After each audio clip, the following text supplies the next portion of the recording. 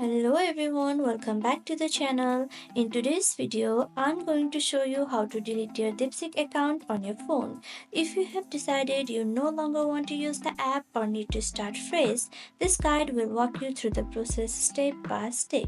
Alright, let's dive in. First, open the Deepseek app. Once you're on the main screen of the app, look for the settings icon.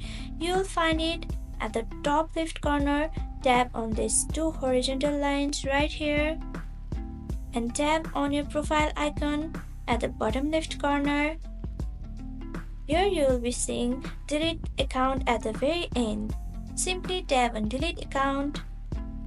You'll likely be asked to confirm your decision. Deleting your account is permanent, so make sure you are certain before proceeding.